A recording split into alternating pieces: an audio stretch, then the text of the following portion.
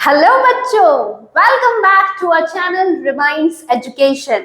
मैं कुमिका आपके लिए फिर से एक बार लेकर आ गई हूँ grade 10 chemistry chapter number 2 acids bases and salts का पार्ट 3 वीडियो। अब तक के हमने देखा था पार्ट 1 वीडियो में एसिड्स बेसिस के बारे में, उनका इंट्रोडक्शन। सेकेंड वीडियो में हमने देखा था केमिकल रिएक्शंस जो एसिड्स एंड बेसिस करते हैं। इस वीडियो में हम कवर करने वाले हैं बहुत important part of this chapter salts, जिसमें से मैक्सिमम नंबर ऑफ क्वेश्चंस आते हैं। एग्जाम पॉइंट ऑफ व्यू से ये वाला वीडियो आपके लिए बहुत ज्यादा ही इंपॉर्टेंट है। बने रहिए वीडियो के एंड तक ताकि आप बहुत अच्छे से लर्न कर पाए सॉल्ट्स के बारे में और अलग अलग सॉल्ट्स जो हमारे लिए बहुत ज्यादा इंपॉर्टेंट है डे टू डे लाइफ में। Without further ado let's get started. अब एसिड और बेसिस के बारे में तो बहुत सारी बातें हो गई। अब हम पढ़ेंगे हमारा नेक्स्ट और important topic, that is salts. Salts होते क्या है? अभी हमने जितनी भी केमिकल रिएक्शंस देखी, जैसे कि न्यूट्रलाइजेशन रिएक्शन, उसका प्रोडक्ट बन रहा था एक सॉल्ट। अगर हम बात करें मेटल की और एसिड की तो तब भी प्रोडक्ट बन रहा था सॉल्ट। अगर हम बात करें एसिड की और मेटल कार्बोनेट या बाइकार्बोनेट की, तब भी जो प्रोडक्ट बन रहा था वो था सॉल्ट। बहुत सारे तरीकों से हमने देखा कि we were getting a product and which was known as salt. तो ये सॉल्ट आखिर होता क्या है? तो सॉल्ट होते हैं आयोनिक कंपाउंड। आयोनिक कंपाउंड का मतलब ये होता है कि ये कंपाउंड जो है वो आयन से मिलके बने हुए होते हैं, जिसमें कैटायन और एनायन ये दोनों का कॉम्बिनेशन होता है। कैटायन हमें पता ही है, ये जो होते हैं ये पॉजिटिव आयंस होते हैं, एंड एनायन जो कि होते हैं नेगेटिव आयंस। अब ये जो सॉल्ट होते हैं, इनको बनने का जो तरीका है वो हमने ये देखा था कि न्यूट्रलाइजेशन रिएक्शन से जो है वो सॉल्ट्स बनते हैं। तो जनरली सॉल्ट फॉर्मेशन का पहला method is neutralization reaction only, and जो सॉल्ट होते हैं वो जनरली न्यूट्रल होते हैं इन नेचर। मतलब या ना ये एसिडिक होते हैं ना ये बेसिक होते हैं, बट उनके अंदर एक पार्ट जो है एसिड से आता है और एक पार्ट जो है वो बेस से आता है।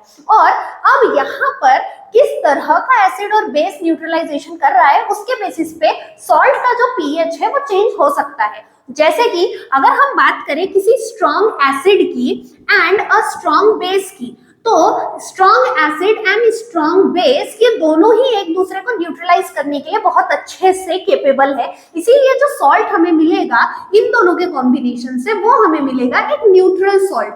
लेकिन अगर हम बात करें एक स्ट्रॉन्ग एसिड की और एक वीक बेस की, तो ये वीक बेस स्ट्रॉन्ग एसिड को न्यूट्रलाइज करने में इतना केपेबल नहीं होगा, और उस समय जब जो सॉल्ट हमें मिलेगा वो होगा एसिडिक पीएच का, क्योंकि एसिड ज्यादा स्ट्रॉन्ग था एंड जिसका पीएच जो होगा वो होगा less than 7। Very good. And अगर हम बात करें कि हमें अगर एक वीक एसिड लिया है हमने, और उस वीक एसिड के साथ में अगर हमने कोई स्ट्रॉन्ग बेस जो है उसका रिएक्शन करवाया, यहाँ पर जो सॉल्ट होगा वो हमें मिलेगा एक बेसिक सॉल्ट, क्योंकि ये जो वीक एसिड है वो इस बेस को न्यूट्रलाइज करने में पूरी तरीके से केपेबल नहीं होगा, और इस समय ये जो सॉल्ट है इसका जो पीएच होगा वो होगा मोर देन 7। Very good. यहाँ पर formation of salt and their pH जो है वो हमने देख लिया कि किस तरीके के एसिड से किस तरीके का सॉल्ट बनेगा। इनके अलावा भी जो भी हमने सारी केमिकल रिएक्शंस देखी है तो उनमें भी अलग अलग तरह के सॉल्ट्स होते हैं। तो सॉल्ट्स को डिफरेंट फैमिलीज में डिवाइड किया गया है on the basis of the cation and the anion जो उसके अंदर प्रेजेंट है। फॉर एग्जाम्पल अगर मैं बात करूं, एक एनायन है सल्फेट, तो सल्फेट के साथ में कोई भी अगर कैटायन वाला सॉल्ट होगा, मान लीजिए we are having Na2SO4, sodium sulfate, we are having K2SO4, potassium sulfate, तो ये दोनों भी इनका जो एनायन है वो सेम है, तो ये एक फैमिली को बिलोंग करेंगे एंड ये कहलाएंगे सल्फेट सॉल्ट्स। वैसे ही क्लोराइड सॉल्ट भी होते हैं, जो कि क्लोराइड सॉल्ट होंगे तो उनके अंदर जो एनायन होगा वो क्या होगा? क्लोरीन होगा, जैसे कि NaCl, NH4Cl। ठीक है। जो सॉल्ट की फैमिलीज होती है वो होती है on the basis of the ions. Common ions वाले जो सॉल्ट्स होते हैं वो एक फैमिली को बिलोंग करते हैं। This was all for the formation of salts. Salts के बारे में पढ़ना शुरू करते हैं तो सबसे पहले हम पढ़ेंगे हमारे इंपॉर्टेंट सॉल्ट का, जिसको हम कहते हैं कॉमन सॉल्ट। जो ये कॉमन सॉल्ट है जो हम लोग कुकिंग में यूज करते हैं, अगर हम केमिकली देखें तो इट इज अ सॉल्ट जिसका नाम है सोडियम क्लोराइड। एंड ये जो सॉल्ट है ये बनता है by the action of hydrochloric acid with NaOH, that is sodium hydroxide. इन दोनों के न्यूट्रलाइजेशन से, as it is a strong acid and a strong base, इन दोनों के न्यूट्रलाइजेशन से हमें मिलता है एक न्यूट्रल सॉल्ट जिसे हम कहते हैं NaCl along with water. So this is the formation of sodium chloride. अब ये जो सोडियम क्लोराइड है ये बहुत ही ज्यादा अबंडेंस में ओशियन वाटर में हमें मिलता है, बट इसके साथ में बहुत सारे other salts are also found in the ocean water. और ये कॉमन सॉल्ट बहुत ज्यादा यूजफुल है हमारे लिए बिकॉज ये एक as a raw material use होता है for the production of many other chemicals like washing soda, baking powder, baking soda, bleaching powder. तो इसका बहुत ज्यादा इंडस्ट्रियल यूज है एंड दैट्स व्हाई इस कॉमन सॉल्ट को हमें अलग करना पड़ता है फ्रॉम द ओशियन वाटर, या फिर जो उसके अलावा जो जितने भी सॉल्ट्स है उनसे इनको सेपरेट किया जाता है। अगर हम बात करें कॉमन सॉल्ट की तो ओशियन बेड में ये सॉल्ट जो है ब्राउन कलर में मिलता है क्योंकि इसके अंदर बहुत ज्यादा इम्प्यूरिटीज भी मिली हुई होती है और इस सॉल्ट को हम कहते हैं रॉक सॉल्ट। और ये जो रॉक सॉल्ट है ये बहुत सालों पहले के जो ओशियंस है उनके ड्राइंग अप से पत्थर के फॉर्म में ओशियन में मिलता है। और इसके बारे में आपको पता ही होगा, कॉमन सॉल्ट से रिलेटेड एक बहुत इंपॉर्टेंट चीज गांधी जी की दांडी मार्च है ना, वो सॉल्ट लॉ को ब्रेक करने के लिए ही थी क्योंकि सॉल्ट बहुत ज्यादा, कॉमन सॉल्ट बहुत ज्यादा इंपॉर्टेंट इंग्रेडिएंट था कुकिंग में और उस पे जो टैक्स था उसको रिमूव करने के लिए दांडी मार्च जो है वो गांधी जी ने किया था। तो ये इतना इंपॉर्टेंट सॉल्ट है। अब हम पढ़ते हैं हमारे नेक्स्ट सॉल्ट के बारे में। एज आई सेड कि जो सॉल्ट है that is very useful in industries. ये जो सॉल्ट है, कॉमन सॉल्ट है, इसी को अगर हम पानी में डिसॉल्व कर दे तो ये जो सॉल्यूशन हमें मिलता है NaCl का प्लस वाटर, इसे हम कहते हैं ब्राइन सॉल्यूशन।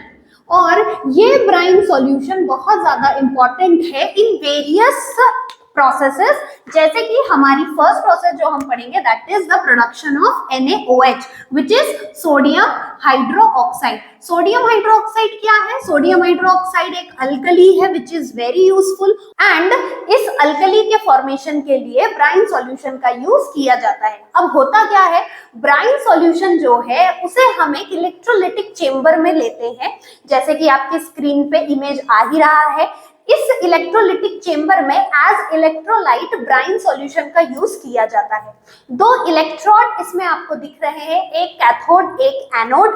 और जब इन पूरे सेटअप से इलेक्ट्रिसिटी को पास करवाया जाता है तो जो ये ब्राइन सॉल्यूशन है वो टूट जाता है, डिकम्पोज हो जाता है and this is electrolytic decomposition जो हमने पढ़ा था फर्स्ट चैप्टर में। अगर आपने नहीं पढ़ा है तो आप उस चैप्टर का वीडियो देख सकते हैं हमारे चैनल पे एंड आपको इलेक्ट्रोलिसिस अच्छे से समझ में आ जाएगा। जब ब्राइन सॉल्यूशन का डिकम्पोजिशन होता है तो उस प्रोसेस में NaOH, chlorine gas and hydrogen gas जो है उसमें ब्राइन सॉल्यूशन ब्रेक डाउन हो जाता है।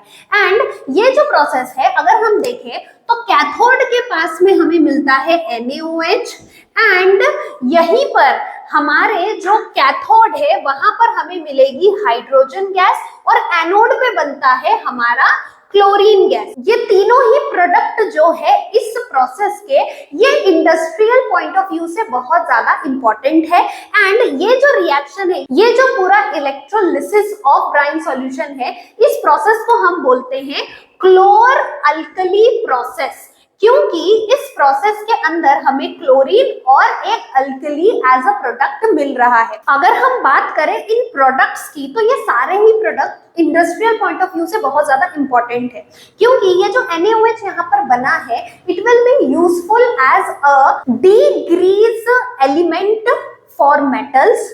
It will be useful for the production of soaps and detergents. अगर हम बात करें क्लोरीन की तो ये एज अ डिसइंफेक्टेंट यूज किया जाता है, क्लोरोफ्लोरोकार्बन्स में ये यूज किया जाता है। एंड ये जो हाइड्रोजन है it is used as a fuel. अगर हम बात करें हाइड्रोजन और क्लोरीन की तो ये हाइड्रोक्लोरिक एसिड के फॉर्मेशन के लिए यूज किया जाता है। अगर हम बात करें NaOH और क्लोरीन की तो ये दोनों भी इन कॉम्बिनेशन ब्लीचिंग पाउडर के फॉर्मेशन में यूज किए जाते हैं। And that's why chlor alkali process is a very important process exam point of view से भी, बिकॉज इसके जितने भी प्रोडक्ट्स है वो सारे ही यूजफुल है। एंड ये जितना भी प्रोसेस हो रहा है वो हो रहा है हमारे सॉल्ट के द्वारा, इसीलिए कॉमन सॉल्ट जो है वो बहुत ज्यादा इंपॉर्टेंट सॉल्ट है, because it is used as a raw material for the production of all this products. Next अब हम बात करते हैं ब्लीचिंग पाउडर की। अभी मैंने आपको बताया कि क्लोर-अल्कली प्रोसेस के जो प्रोडक्ट्स है वो बहुत ज्यादा इंपॉर्टेंट है for the production of other things. तो जो क्लोरीन गैस इस क्लोर-अल्कली प्रोसेस में प्रोड्यूस होती है उसको यूज किया जाता है for the production of bleaching powder. अगर हम ब्लीचिंग पाउडर का एक्चुअल स्ट्रक्चर देखें तो वो बहुत ज्यादा कॉम्प्लेक्स स्ट्रक्चर है जिसमें इन दो कंपाउंड्स का मिक्सचर होता है, बट इसको जनरली हम रिप्रेजेंट करते हैं विद द फॉर्मूला CaOCl2। इसे हम क्लोराइड ऑफ लाइम भी कहते हैं।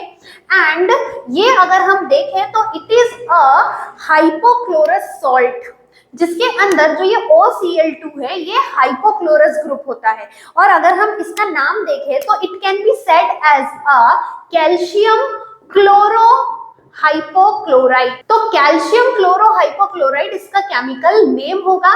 इसका अदर नेम होता है chloride of lime and it is a hypochloride salt. अगर हम बात करें इसके फॉर्मेशन की तो स्लेक्ड लाइन पर जब उस क्लोर-अल्कली प्रोसेस में प्रोड्यूस्ड क्लोरीन गैस का एक्शन करवाया जाता है तो we get bleaching powder which is CaOCl2। और हमारे कन्वीनियंस के हिसाब से इसका जो फॉर्मूला है हम CaOCl2 ही यूज करते हैं। अब ये जो ब्लीचिंग पाउडर है इसका इंपॉर्टेंस क्या है, ये कहाँ कहाँ पे यूज होता है? इसका यूज जो है वो जनरली बहुत सारी एक्टिविटीज में यूज होता है, जैसे कि हमारे पास में पेपर का पल्प है, वुड पल्प है, कॉटन के, लिनन के जो क्लॉथ होते हैं उन सबको ब्लीच करने के लिए ब्लीचिंग पाउडर यूज होता है। ब्लीच इन द सेंस उनकी जो येलोइशनेस होती है उसको ये रिमूव करता है। It is also a very good disinfectant and इसीलिए इसको स्टरलाइजेशन ऑफ वाटर में भी यूज किया जाता है। इसका नेक्स्ट यूज है कि it can be used for making wool unshrinkable, मतलब जो वूल होता है वो श्रिंक ना हो जाए उसके लिए भी ब्लीचिंग पाउडर को यूज किया जाता है। पर डेलिकेट मटेरियल्स पे ब्लीचिंग पाउडर का इस्तेमाल नहीं करते हैं क्योंकि ये उन्हें डैमेज कर सकता है। अगर हम बात करें इसके नेक्स्ट यूज की तो it is a very good oxidizing agent and that's why ये इंडस्ट्रीज में भी अदर केमिकल्स को ऑक्सीडाइज करने के लिए यूज किया जाता है। अब ये जो ब्लीचिंग पाउडर है इसकी प्रॉपर्टीज क्या है? अगर हम ब्लीचिंग पाउडर की प्रॉपर्टीज की बात करें तो ये एक येलोइश व्हाइट कलर का पाउडर होता है एंड ये जो पाउडर होता है it is soluble in water. जब ये वाटर में डिसॉल्व होता है तो it can leave behind some part of lime, क्योंकि ये क्लोराइड ऑफ लाइम है। अगर हम इसकी कुछ केमिकल प्रॉपर्टीज की बात करें तो ब्लीचिंग पाउडर जो है वो एयर के अंदर by the action of air it decomposes into calcium carbonate and chlorine, और ये रिएक्शन होती है एयर में प्रेजेंट कार्बन डाइऑक्साइड के साथ में and that's why bleaching powder is able to remove chlorine. वैसे ही अगर हम एसिड्स के साथ में भी ब्लीचिंग पाउडर की रिएक्शन को देखें तो उस समय भी bleaching powder is able to remove the chlorine from it and ये जो क्लोरीन रिमूव हुई है इसको हम कहते हैं अवेलेबल क्लोरीन एंड यही अवेलेबल क्लोरीन जो है it is responsible for the bleaching action of chlorine, क्योंकि इसी क्लोरीन के वजह से ही ये जो है किसी भी पल्प को, वुड को, कॉटन को ब्लीच करने में यूज होता है। Now our next compound is baking soda. Baking word हमने किचन में ही सुना है आई थिंक, है ना? सो आपको पता चल ही गया होगा कि ये जो सोडा है ये कहाँ यूज होता है। Yes, you're right. Baking soda is a main ingredient when we are cooking something crispy, और जब हम केक्स बनाते हैं तो उस समय जो हम केमिकल यूज कर रहे हैं दैट इज बेकिंग सोडा। और इसके किचन में, हाउस होल्ड में बहुत ज्यादा इंपॉर्टेंस है, बहुत ज्यादा यूजेस है। अगर हम देखें कि what is the chemical formula for baking soda, तो इट इज NaHCO3 एंड ये NaHCO3 का फॉर्मेशन जो है वो होता है by using NaCl, that is our common salt as a raw material. NaCl water, carbon dioxide and ammonia, जब इन तीनों का मिक्सचर होता है तो we get two compound that is ammonium chloride and हमारा बेकिंग सोडा। और इसका जो केमिकल नेम है that is sodium hydrogen carbonate. As इसके अंदर एक कार्बोनेट ग्रुप है, सो ये carbonate group during reaction evolve होता है एज CO2 एंड यस, इसी CO2 के कारण ये जो है चीजों को फ्लफी बनाने में यूज होता है।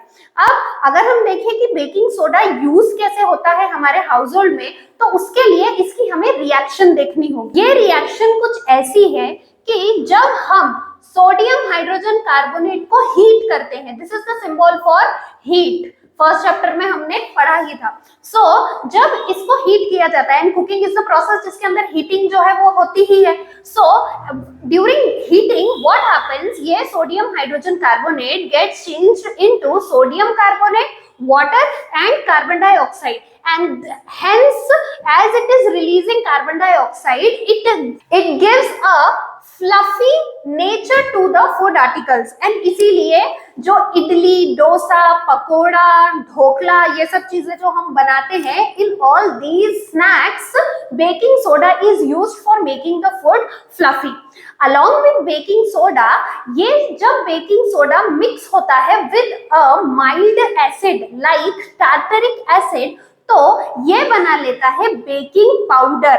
Yes, baking soda and baking powder are two different chemicals, two different compounds. So baking powder बनाने के लिए बेकिंग सोडा का ही इस्तेमाल किया जाता है। नाउ ये जो बेकिंग पाउडर है ये बनता कैसे है?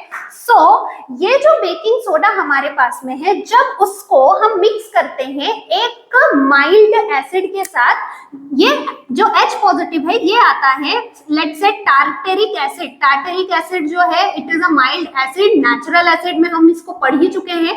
सो जब इसको मिक्स करते हैं तो ये बना लेता है हमारा sodium salt of that acid. इस एसिड का जो भी सोडियम सॉल्ट होगा, ये जो सोडियम है वो उसके साथ में अटैच हो जाएगा and sodium salt of that particular acid, इस केस में टार्टरिक एसिड था तो sodium salt of tartaric acid बनेगा एंड CO2 एंड वाटर इसमें इवॉल्व होगा एंड हेंस ये जो है ये बेकिंग पाउडर जो है ये यूज होता है फॉर बेकिंग केक्स, जिसमें केक्स की जो फ्लफीनेस है वो इसी कार्बन डाइऑक्साइड एंड इस नेचर के वजह से आती है। अब आप ये बोलोगे कि मैम जब baking soda is also giving the same reaction, हम एसिड क्यों ऐड कर रहे हैं और बेकिंग पाउडर बना रहे हैं? सो अगर आपको पता हो तो बेकिंग सोडा जो है ये बेसिक नेचर का होता है। बेसिक नेचर मतलब इसके जो टेस्ट होगा वो कैसा होगा? बिटर होगा, कड़वा होगा। सो इस कड़वाहट को न्यूट्रलाइज करने के लिए ही हम एक एसिड उसमें डालते हैं ताकि हमारे जो फूड आर्टिकल्स है उसमें वो बिटरनेस जो है बेकिंग सोडा की वो ना आए। If we talk about this sodium carbonate, ये सोडियम कार्बोनेट जब एनहाइड्रस फॉर्म में होता है, एनहाइड्रस का मतलब होता है विदाउट वाटर, जब ये एनहाइड्रस फॉर्म में होता है तो it is known as soda ash. So soda ash is nothing but anhydrous sodium carbonate. ये आप याद रखिएगा क्योंकि कभी कभी क्वेश्चंस आ जाते हैं what is soda ash and how it is prepared. तो सोडा ऐश जो है वो हमारे सोडियम हाइड्रोजन कार्बोनेट से ही प्रिपेयर्ड होता है और जब सोडियम कार्बोनेट बनता है वो एनहाइड्रस फॉर्म में अगर हो तो उसे ही हम सोडा ऐश बोलते हैं। So let's now see some of the other uses of baking soda. Baking soda जो होता है ये इसका सबसे पहला यूज ये है कि it is used as an antacid. Antacid का मतलब ये एसिडिटी को रिमूव करने में हेल्प करता है। अब ऐसे कैसे? तो क्योंकि बेकिंग सोडा का नेचर अल्कलाइन होता है तो ये एसिड के साथ में जब रिएक्ट करता है सो ये उसको न्यूट्रलाइज कर देता है इनटू सॉल्ट एंड वाटर। अब जब ये न्यूट्रलाइजेशन होगा तो इस कंडीशन में एसिड का जो इफेक्ट है वो कम हो जाएगा and that's why this is used as an antacid for curing acidity. And इसका नेक्स्ट जो यूज है वो ये है कि यही बेकिंग सोडा जब लिक्विड फॉर्म में होता है तो विद अनदर एसिड, जब इसको एसिड के साथ में मिलाते हैं तो ये सोडा एसिड फायर एक्सटिंग्विशर का काम करता है। अब होता क्या है, एसिड और जो ये अल्कलाइन बेकिंग सोडा है इनकी रिएक्शन से हो क्या रहा है, कार्बन डाइऑक्साइड का फॉर्मेशन भी हो रहा है। और फायर एक्सटिंग्विशर के अंदर जनरली कार्बन डाइऑक्साइड गैस भी होती है to cut down the supply of oxygen, and that's why soda acid fire extinguisher में बेकिंग सोडा यूज होता है। अगर हम देखें इसके अदर यूज तो it has some antiseptic properties also, and that's why ये मेडिसिन्स में भी यूज हो सकता है for curing the infection. And इसका जो मेन उपयोग है, यूज है, वो तो हम पढ़ ही चुके हैं कि ये कुकिंग में यूज होता है for making the food substances fluffy and spongy. अगर हम बात करें बेकिंग सोडा की प्रॉपर्टीज की, तो बेकिंग सोडा की पहली प्रॉपर्टी ये है कि it is a white crystalline solid, और ये सॉलिड स्पेरिंगली सॉल्युबल होता है in water at room temperature. अगर हम देखें तो baking soda thermal decomposition reaction show करता है, जो हम पढ़ ही चुके हैं, जिसके अंदर वाटर एंड कार्बन डाइऑक्साइड में ये टूटता है। एंड ये जो है ये एसिड्स के साथ में न्यूट्रलाइजेशन रिएक्शन भी शो करता है as it is slightly alkaline in nature. So this was all for baking soda. Now हमारा next compound is washing soda. Washing soda नाम से ही आपको समझ में आ रहा होगा कि कुछ ना कुछ ये वॉशिंग का काम करता है। तो यस, उसके यूजेस देखने के पहले हम इसका फॉर्मूला और इसका केमिकल नेम देख लेते हैं। अगर हम इसका केमिकल नेम देखें तो it is sodium carbonate, and sodium carbonate Na2CO3 जो है, इसके साथ में इसके फॉर्मूला में 0.10 H2O भी है। अब ये जो 0.10 H2O है ये इसको बनाता है एक हाइड्रेटेड सॉल्ट। अब हाइड्रेटेड का मतलब ये होता है कि इसके अंदर वाटर प्रेजेंट है।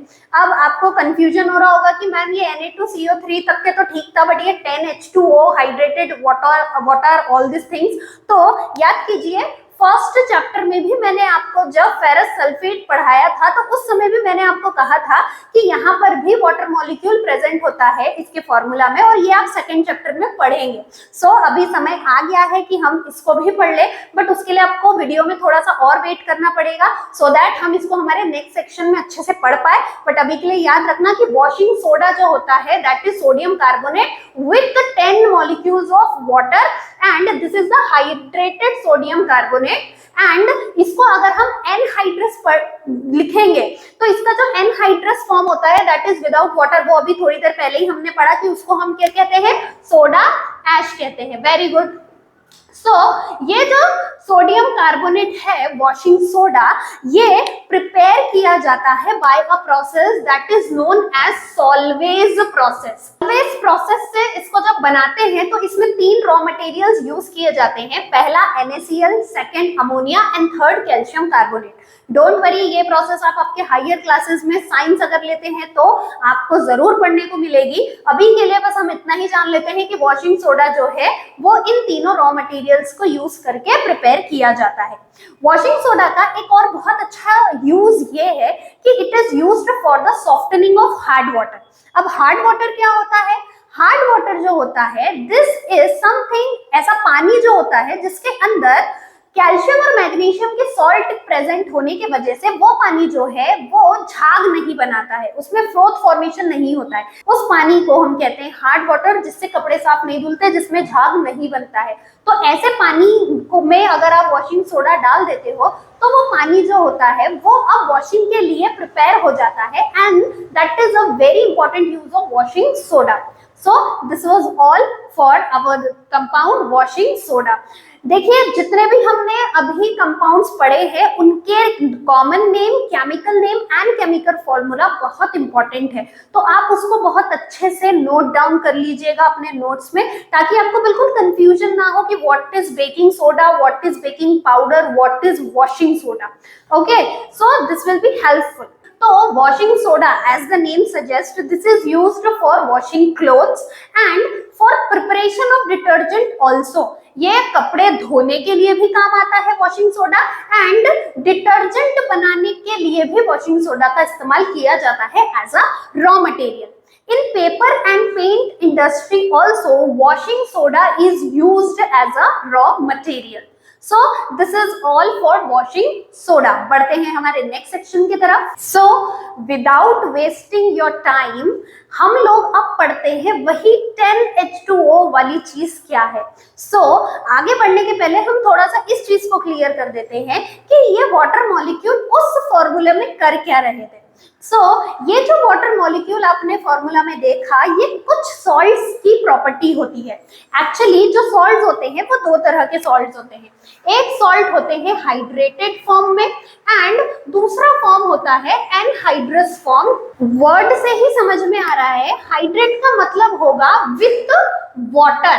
अब जो सॉल्ट्स होते हैं, कुछ सॉल्ट्स ऐसे होते हैं कि ये अपने क्रिस्टलाइन फॉर्म के अंदर वाटर के मॉलिक्यूल से एक लूज कॉम्बिनेशन बना के रखते हैं, और यही वाटर का जो कॉम्बिनेशन है उन्हें अपना क्रिस्टलाइन फॉर्म देता है। अभी क्रिस्टलाइन फॉर्म क्या, तो आपको क्रिस्टल तो आपने देखे ही होंगे, थोड़ा सा पत्थर जैसा स्ट्रक्चर जो होता है, ग्लास जैसा स्ट्रक्चर जो होता है, जिसको हम बोलते हैं क्रिस्टलाइन फॉर्म। तो जो सॉल्ट्स होते हैं वो पाउडर्ड फॉर्म में भी होते हैं और क्रिस्टलाइन फॉर्म में भी होते हैं। तो जब एक सॉल्ट क्रिस्टलाइन फॉर्म में होता है तो उस कंडीशन में ये वाटर के मॉलिक्यूल से एक लूज कॉम्बिनेशन बना लेता है, एंड दैट्स व्हाई उसका वो क्रिस्टलाइन स्ट्रक्चर उसे मिलता है। जब कोई सॉल्ट क्रिस्टलाइन फॉर्म में है तो उसके अंदर कुछ वाटर के मॉलिक्यूल्स उसके साथ में अटैच्ड होते हैं। ये जो वाटर के मॉलिक्यूल्स उसमें अटैच्ड होते हैं, इनको हम कहते हैं water of crystallization. Water of crystallization का मतलब होता है कि कुछ सॉल्ट में एक fixed number of water molecules होता है, और ये वाटर मॉलिक्यूल उसे उसका क्रिस्टलाइन नेचर दे रहा है। फॉर एग्जाम्पल, हमने फर्स्ट चैप्टर में पढ़ा था FeSO4 0.7H2O।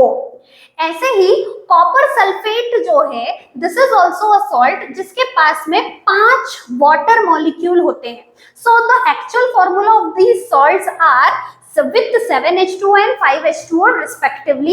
So ferrous sulfate जो सॉल्ट है क्रिस्टलाइन फॉर्म में वाटर के साथ में होता है, और ये जो 7H2O and 5H2O है ये कहलाते हैं उसके वाटर ऑफ क्रिस्टलाइजेशन। एंड इससे जस्ट पहले अभी हमने सोडियम कार्बोनेट के बारे में भी पढ़ा। Sodium carbonate is also a salt जिसके अंदर 10H2O के मॉलिक्यूल होते हैं, 10 वाटर ऑफ क्रिस्टलाइजेशन होता है। अब ये जो वाटर ऑफ क्रिस्टलाइन होता है, ये क्रिस्टलाइन फॉर्म देने के अलावा इन कंपाउंड्स को एक कलर भी प्रोवाइड करता है। जैसे अगर हम फेरस सल्फेट की बात करें तो ये ग्रीनिश कलर में होता है। अगर हम कॉपर सल्फेट की बात करें तो ये भी है ब्लू कलर का क्रिस्टल होता है जो ब्लू सॉल्यूशन बनाता है। तो जब वाटर ऑफ क्रिस्टलाइजेशन प्रेजेंट होता है तो ये कलर्ड कंपाउंड होते हैं, और ये water of crystallization completely lose कर देता है एक सॉल्ट जब उसे 100 डिग्री सेल्सियस से ज्यादा हीट किया जाता है। मतलब एक हाइड्रेटेड सॉल्ट को आप एनहाइड्रस फॉर्म में चेंज कर सकते हो बाय हीटिंग। और इसीलिए हमने जब फर्स्ट चैप्टर में फेरस सल्फेट की हीटिंग पढ़ी थी तो उसमें यह देखा था कि जो वाटर है वो लूज हुआ है, तो जो वाटर लूज होता है वो कहलाता है वाटर ऑफ क्रिस्टलाइजेशन। और जब ये वाटर लूज हो जाता है तो वो एनहाइड्रस सॉल्ट जो होता है वो पाउडर्ड फॉर्म नेचर में आ जाता है। जैसे अगर हम बात करें इस सोडियम कार्बोनेट की, तो इसका जो एनहाइड्रस फॉर्म है हमने पढ़ा ही है कि उसको कहलाता है सोडा ऐश। तो this is the water of crystallization for salts, and इसी के प्रेजेंस के बेसिस पे सॉल्ट्स दो तरीके के होते हैं, hydrated and anhydrous. I hope आपको ये चीज क्लियर हो गई है। आवर नेक्स्ट कंपाउंड या हमारा next salt is calcium sulphate, and इसको हम जनरली बोलते हैं plaster of Paris. Plaster of Paris से शायद आपको कुछ याद आ ही रहा होगा। इसको हम शॉर्ट फॉर्म में POP भी कहते हैं, एंड दैट्स व्हाई ये बहुत ज्यादा इम्पोर्टेंट भी है और हमने सुना भी है। इसके यूज के बारे में हम बाद में पढ़ेंगे। पहले हम देखते हैं कि प्लास्टर ऑफ पेरिस जो होता है इसका फॉर्मूला क्या होता है। अगर हम बात करें इसके केमिकल फॉर्मूला की तो ये होता है कैल्शियम सल्फेट 0.5 H2O। 0.5 H2O का मतलब ये होता है कि यहाँ पर कैल्शियम सल्फेट एक हाइड्रेटेड सॉल्ट है जिसके अंदर 0.5 H2O एक मॉलिक्यूल ऑफ कैल्शियम सल्फेट के साथ में कंबाइंड है। तो अगर हम इसके मॉलिक्यूलर स्ट्रक्चर की बात करें तो इसका मॉलिक्यूलर स्ट्रक्चर कुछ इस तरीके से होगा कि दो मॉलिक्यूल ऑफ कैल्शियम सल्फेट वो कंबाइन रहते हैं एक मॉलिक्यूल ऑफ वाटर के। अगर हम इसके नेम की बात करें तो इसका केमिकल नेम है कैल्शियम सल्फेट हेमीहाइड्रेट। तो इसको आप बहुत अच्छे से याद रखिएगा। If we talk about the properties of plaster of Paris या फिर कैल्शियम सल्फेट हेमीहाइड्रेट, ये एक व्हाइट कलर का पाउडर है एंड ये पाउडर होता है ओडोरलेस। ओडोरलेस मींस इसकी कोई भी स्मेल नहीं होती है। ये जो प्लास्टर ऑफ पेरिस है this is a white odourless powder. अगर हम बात करें इसकी अदर प्रॉपर्टी की तो प्लास्टर ऑफ पेरिस जो है ये रूम टेम्परेचर पे तो पाउडर है लेकिन it can absorb a large amount of water and it forms a very hard mass like plastic and that's why इसको बहुत ज्यादा यूज किया जाता है in making statues and हमारे घरों में जो सीलिंग के पीओपीज होते हैं उसमें। प्लास्टर ऑफ पेरिस की जो रूम टेम्परेचर पे रिएक्शन होती है टू एब्सॉर्ब वाटर, इसमें ये 1.5 वाटर के मॉलिक्यूल को एब्सॉर्ब कर लेता है एंड एक और सॉल्ट का फॉर्मेशन कर लेता है। और ये रिएक्शन कुछ इस तरीके से होती है कि कैल्शियम सल्फेट हेमीहाइड्रेट प्लस अब 1.5 वाटर मॉलिक्यूल उसको एब्सॉर्ब करना है। ये 3/2 वाटर मॉलिक्यूल्स को एब्सॉर्ब करके फॉर्म कर लेता है एक वेरी हार्ड मास जिसको हम बोलते हैं कैल्शियम सल्फेट 0.2H2O एंड ये कहलाता है हमारा जिप्सम। एंड यही वो हार्ड मास है जिसके कारण calcium sulfate hemihydrate is used as plaster of Paris. अब ये जो प्रोसेस होती है इसमें within minutes plaster of Paris gets change into gypsum और हार्ड मास में वो चेंज हो जाता है एंड इसीलिए इस प्रोसेस को बोलते हैं setting process and this is very important for making statues. And जो इसीलिए आपने सुना होगा कि पीओपी जो होता है उसमें उसको ज्यादा मॉइस्चर में नहीं रखते हैं क्योंकि अगर मॉइस्चर में उसको रखा तो वो उस मॉइस्चर को एब्सॉर्ब करके हार्ड मास में चेंज हो जाएगा। इसकी सेटिंग प्रोसेस कुछ इस तरीके से होती है। ये जो सेटिंग प्रोसेस होती है this is exothermic in nature and इस प्रोसेस में a lot of heat is also liberated. ये याद रखना कि जो प्लास्टर ऑफ पेरिस की जिप्सम में चेंज होने वाली रिएक्शन है that is exothermic in nature. Now, let's talk about the preparation of plaster of Paris. Plaster of Paris बनता कैसे है? तो जो प्लास्टर ऑफ पेरिस वाटर को एब्सॉर्ब करके जिप्सम बनाता है उसी ओरिजिनल जिप्सम से आपको प्लास्टर ऑफ पेरिस भी मिल जाता है। और ये रिएक्शन ऐसी होती है कि हमें उस जिप्सम को हीट करना होता है और हीटिंग प्रोसेस जो होती है ये होती है 100 डिग्री सेल्सियस पे। एंड याद रखिएगा ये जो प्रोसेस होती है इसमें टेम्परेचर को एकदम कंट्रोल करके रखना होता है। कंट्रोल्ड मैनर में ही ये रिएक्शन हो पाती है अदरवाइज नहीं होगी। इस रिएक्शन में जो कैल्शियम सल्फेट डाइहाइड्रेट है या जिप्सम है ये वाटर को लूज कर देता है by heating eight 100 degree Celsius and it forms calcium sulfate hemihydrate. And ये जो रिएक्शन होती है अगर इसका टेम्परेचर आपने कंट्रोल नहीं किया तो ये हो सकता है कि कैल्शियम सल्फेट जो है वो हीट करने पर एनहाइड्रस कैल्शियम सल्फेट में चेंज हो जाए and that's why the temperature has to be maintained and controlled during this reaction जहां पर प्लास्टर ऑफ पेरिस आपको फॉर्म करना है। अदरवाइज जो प्लास्टर ऑफ पेरिस बनेगा जो कैल्शियम सल्फेट बनेगा वो वाटर को एब्सॉर्ब करके हार्ड मास में फॉर्म नहीं होगा एंड सेटिंग प्रोसेस जो है वो नहीं हो पाएगी। That's why the temperature is to be controlled. Now if we talk about the uses of plaster of Paris तो as it sets into a hard mass that is gypsum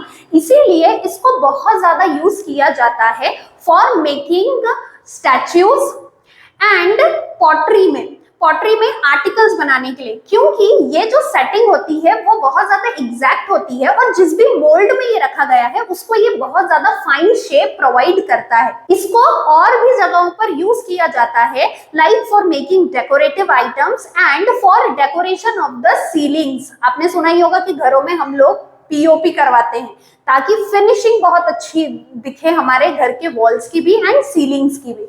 next इसका जो use है वो है hospitals में। Hospitals में या फिर आपने देखा होगा किसी को अगर फ्रैक्चर होता है तो उस फ्रैक्चर्ड बोन को इमोबिलाइज करने के लिए उसको प्लास्टर चढ़ाया जाता है, और ये जो प्लास्टर होता है ये भी बना हुआ होता है प्लास्टर ऑफ पेरिस का ही। सो हॉस्पिटल्स में इमोबिलाइज करने के लिए इंस्ट्रूमेंट्स को या फिर किसी फ्रैक्चर्ड बोन को plaster of Paris is used. Other इसके जो यूज है वो है कि एयर टाइट इंस्ट्रूमेंट्स बनाने में इसको सील को जो है उनके जो गैप्स होते हैं, एयर गैप्स होते हैं, उनको फिल करने के लिए भी यूज किया जाता है।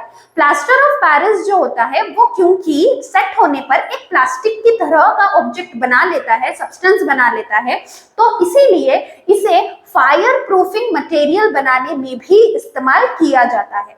So these are all the uses of plaster of Paris. So with this हमारा एसिड बेस एंड सॉल्ट्स का पार्ट 2 वीडियो यहाँ पर खत्म होता है, जिसमें हमने पढ़ा सॉल्ट्स के बारे में, उनके टाइप्स के बारे में एंड सॉल्ट्स के वेरियस यूजेस के बारे में। If you people have any doubts regarding all these topics, feel free to ask in the comment section box.